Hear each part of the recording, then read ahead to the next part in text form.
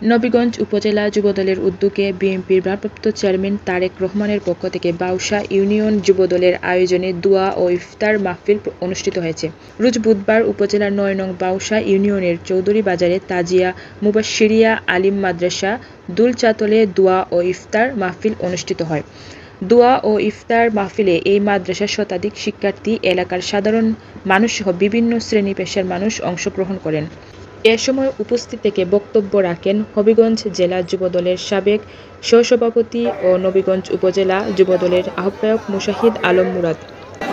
আমাদের সিলেট বিভাগে হবিগঞ্জ জেলা নবীগঞ্জ উপজেলা বাউশা ইউনিয়নের চৌধুরী বাজার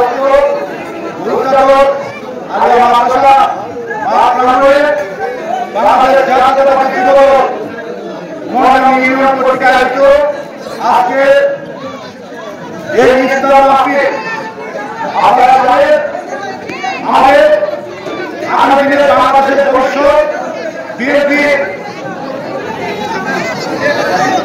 ভারপ্রাপ্ত চেয়ারম্যান জনাব তারেক রহমান সাহেবের পক্ষে আমাদের উপজেলা যুবদলের উদ্যোগে আপনাদের ইউনিয়ন যুবদলের আয়োজনে আজকের এই ইফতার মাহফিলে আমাদের বিএনপি পরিবারের যুবদল, ছাত্রদল, স্বেচ্ছাসেবক দল, কৃষক দল, শ্রমিক দল সহ অত্র এলাকার রাস্তাঘাট মাদ্রাসা এবং অত্র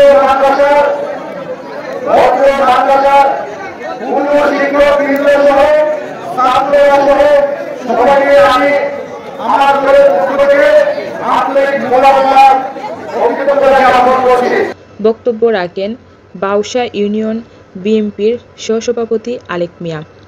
ইফতার মাহফিলে উপস্থিত ছিলেন ফিরোজ মিয়া, ইসমত আহমেদ চৌধুরী, নবীগঞ্জ উপজেলা যুবদলের যুগ্ম আহ্বায়ক সাইফুর রহমান বাবু, যুগ্ম আহ্বায়ক রাকিব আহমেদ, পৌর যুবদলের যুগ্ম আহ্বায়ক জাকারিয়া আহমেদ, যুবদল নেতা জুবেল চৌধুরী, মাহবুব আবেদিন মোহন, নবীগঞ্জ উপজেলা ছাত্রদলের সভাপতি পদপ্রার্থী নাবেদ মিয়া, উপজেলা ছাত্রদলের নেতা মোহাম্মদ আলাল মিয়া, আলামিন আহমেদ, দেবাশিস, ডলু মিয়া, আব্দুল আলী, সাবের মিয়া, আবিদ মিয়া, আল আমিন, সানি মিয়া, জালাল আহমেদ, ইসমাইল হোসেন, নাইম মিয়া প্রমুখ।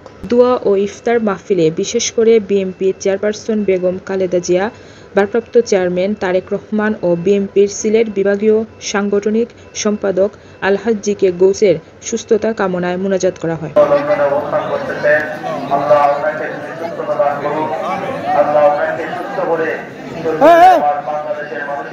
আল্লাহ প্রত্যেকে জান্নাতের বাগান বানিয়ে দেন। সুবহান রাব্বিকা রাব্বিল ইজ্জাতি আম্মা ইয়াসিফুন ওয়া আলহামদুলিল্লাহি রাব্বিল আলামিন। আমিন।